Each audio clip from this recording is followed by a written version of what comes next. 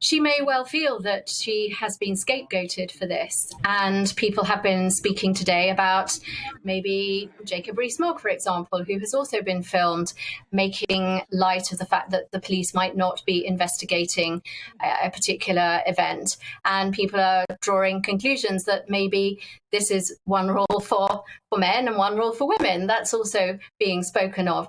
But you're right, she looked absolutely distraught. And obviously, emotions can be quite complicated things. It could be around sadness, but it could also be incredible fury that you have had to be the one to take the rap for something that was perhaps constructed by other people. But if you are the front person for something, then maybe that is part of your role. It is way more complicated than just saying she didn't go to the party, therefore maybe she shouldn't have had to have resigned. And it's interesting you brought up the sort of charges of sexism that are being bandied about at the moment, because it does strike me that, as you said, Jacob Rees-Mogg, nothing's happened to him. There are, other people in that room who were male, and yet she is the one whose head has rolled.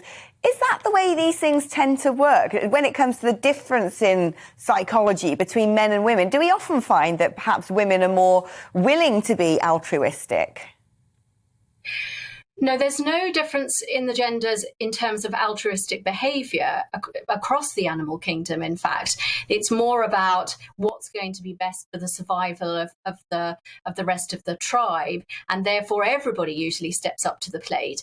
I also don't think it's necessarily about a particularly macho culture.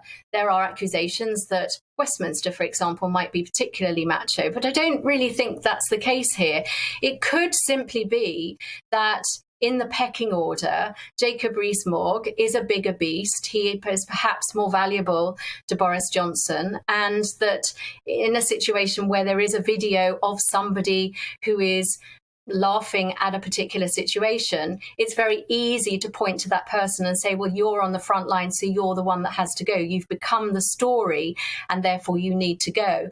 But that's why I think this story will probably play out for a bit longer, because it actually speaks to a lot of things around injustice and unfairness, not just around the fact that a party was held when many more people were locked down, but just in terms of how it's been handled.